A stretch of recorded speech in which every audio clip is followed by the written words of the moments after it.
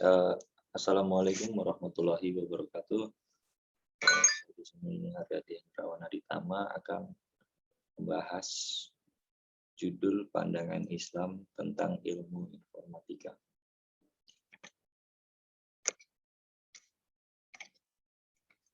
Eh, yang pertama, latar belakang masalah. Di zaman sekarang ini, kemajuan tidak bisa dibendung lagi. Dunia semakin maju dan semakin modern pastinya.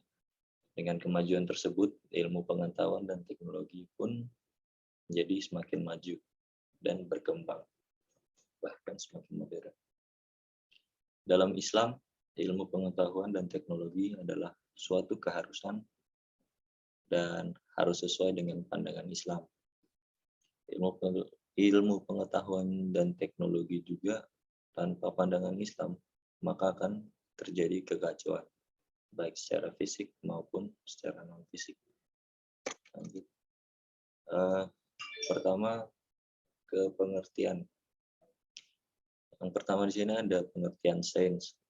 Sains berasal dari kata scientia yang berarti pengetahuan, knowledge, yang merupakan ilmu murni. Sains adalah ilmu yang dapat diuji atau dapat dibuktikan kebenarannya berdasarkan kenyataan seperti fisika, kimia, dan biologi. Adapun pengertian dari teknologi informatika, di sini saya mengambil pengertian secara umum, yaitu pengertian secara umum teknologi. Teknologi berasal dari kata tekne dan logika, yang merupakan bahasa Yunani. Tekne di sini yaitu seni kerajinan, adalah benda-benda produksi sains yang dapat diciptakan untuk memenuhi kebutuhan manusia. Adapun ruang lingkup dari teknologi yang mencakup transformasi dari alam serta realitas atau kenyataan atau penerapan yang diperoleh dari sebuah ilmu. Lanjut, definisi teknologi secara bahasa. Dalam Kamus Besar Bahasa Indonesia, teknologi memiliki arti yang pertama, metode ilmiah untuk mencapai tujuan praktis atau ilmu terapan. Yang kedua ada lagi keseluruhan sarana untuk menyediakan barang-barang yang diperlukan bagi kelangsungan dan kenyamanan hidup manusia. Selanjutnya ada pengertian iptek dan kaitannya dengan Islam. Sebelum melanjutkannya lebih jauh, agar lebih jelas ada beberapa pengertian dasar, yaitu ilmu pengetahuan sains adalah pengetahuan tentang gejala alam yang diperoleh melalui proses yang disebut metode ilmiah, scientific method, AJI 2017. Sedangkan teknologi adalah pengetahuan dan keterampilan yang merupakan penerapan ilmu pengetahuan dalam kehidupan manusia sehari-hari. Perkembangan iptek pun adalah hasil dari segala langkah dan pemikiran untuk memperluas, memperdalam, dan mengembangkan iptek. Peran Islam dalam perkembangan iptek adalah bahwa syariah Islam harus dijadikan standar pemanfaatan iptek. Hasibuan 2014. Ketentuan halal haram, hukum-hukum syariah Islam wajib dijadikan tolak ukur dalam pemanfaatan iptek. Bagaimanapun juga bentuknya. Iptek yang boleh dimanfaatkan adalah yang telah dihalalkan oleh syariat Islam. Dan sebaliknya yang tidak diperbolehkan atau tidak dimanfaatkan yaitu yang berkontra dengan syariat Islam, itu yang diharamkan atau tidak diperbolehkan. Selanjutnya ada pengusahaan iptek, termasuk amal soleh. Di sini kita belajar tentang iptek juga, termasuk dengan kita beramal soleh. Mengapa? Karena jelas Al-Quran diturunkan sebagai petunjuk dan hidayah kepada manusia, serta membawa rahmat bagi seluruh alam. Allah Subhanahu wa Ta'ala menjadikan langit, bumi, dan di antara keduanya untuk kemudahan manusia. menjalani kehidupan di samping untuk beribadat kepadanya. Tertulis pada Quran surat Ibrahim ayat 32 yang artinya Allah lah yang telah menciptakan langit dan bumi dan menurunkan air hujan dari langit. Kemudian dia mengeluarkan dengan air hujan itu berbagai buah-buahan menjadi rezeki untukmu.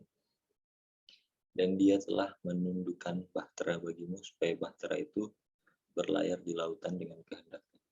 Dan dia telah menundukkan pula bagimu sungai-sungai. Lanjut, masih sama pembahasannya. Allah Subhanahu wa taala pun menyeru agar kita sebagai manusia memperhatikan, mengkaji dan menyelidiki rahasia alam ciptaannya secara sistematik atau metodologi. Tertulis pada Quran surat Al-Ghasyiyah ayat 17 sampai ayat 20 yang artinya, tidakkah mereka memperhatikan keadaan unta bagaimana ia diciptakan dan keadaan langit bagaimana ia ditinggikan binaannya dan keadaan gunung bagaimana ia ditegakkannya dan keadaan bumi bagaimana ia dihamparkan. Sudah menjadi tugas dan tanggung jawab manusia mengkaji rahasia alam ciptaan Allah selaras dengan tujuan Allah menjadikan manusia sebagai khalifah di bumi. Nah, itu salah satu mengapa kita dijadikan khalifah, untuk selalu memperhatikan, mengkaji dan menyelidiki rahasia alam ciptaannya yang belum terungkap ataupun yang sudah terungkap. Selanjutnya ada lagi dalam Al-Quran ayat yang membicarakan tentang sains dan teknologi. Itu ada sekitar 750-an lebih ayat. Sedangkan ayat-ayat yang berkaitan dengan hukum tidak melebihi 150 ayat. 150 ayat. Suatu kerugian bagi umat Islam kalau tidak memperhatikan tentang pentingnya penguasaan sains dan teknologi. Para ulama Islam terdahulu mereka merupakan tokoh-tokoh terkenal dalam menguasai ilmu sains dan teknologi. Selanjutnya ada pun anjuran untuk mengembangkan sains. Pada Quran surat Al-Ankabut ayat 20 yang artinya, katakanlah, mengembaralah kamu di muka bumi, serta lihatlah bagaimana Anda telah memulakan ciptaan makhluk dari asal jadinya. Kemudian Allah telah memulakan ciptaan itu semula pada hari akhirat dalam bentuk kejadian yang baru. Sesungguhnya Allah Maha Kuasa atas segala sesuatu. Nah, di sini sains dan teknologi sangat diperlukan untuk kemajuan dalam kehidupan pada saat ini dan di masa yang akan datang pastinya. Umat Islam perlu mengubah cara berpikir terhadap konsep ilmu sains dan teknologi, karena hal ini merupakan salah satu cabang ilmu dalam Islam. Selanjutnya, apa sih hubungan antara iptek dan Islam? Jelas pada Al-Quran surat Al-Anbiyah ayat 80 yang artinya, dan telah kami ajarkan kepada Daud membuat baju besi untuk kamu, guna memelihara kamu dalam peperanganmu. Maka hendaklah kamu bersyukur kepada Allah. Berdasarkan tafsir di atas, Islam menganjurkan kita untuk menciptakan atau membuat alat yang dapat memudahkan pekerjaan kita. Dan itulah teknologi. Teknologi memang memiliki dua sisi. Ia bisa dimanfaatkan buat yang baik, untuk seperti meningkatkan akses terhadap informasi keagamaan sebagai acuan untuk waktu ibadah, memudahkan cara untuk beramal kepada sesama. Contohnya udah banyak, seperti aplikasi-aplikasi yang telah banyak ya. Salah satunya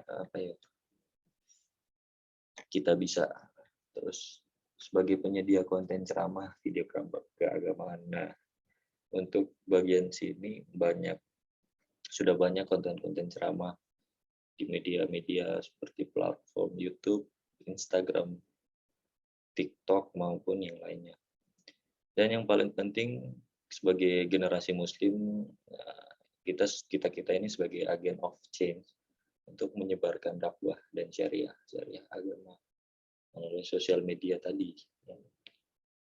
Teknologi juga bisa menjadi musuh ini apabila disalahgunakan untuk tujuan yang nggak baik, seperti menyebar hoax dan menonton tontonan yang tidak baik. Ini sudah banyak juga beredar di media-media sosial. Selanjutnya,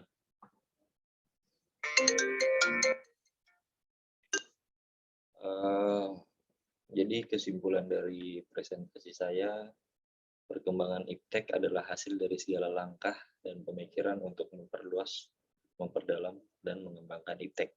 Dari uraian di atas dapat dipahami bahwa peran Islam yang terutama dalam perkembangan iptek setidaknya itu ada dua. Yang pertama, menjadikan akidah Islam sebagai paradigma pemikiran dan ilmu pengetahuan. Dan yang kedua, menjadikan syariah Islam sebagai standar penggunaan iptek. Mungkin sekian dari saya.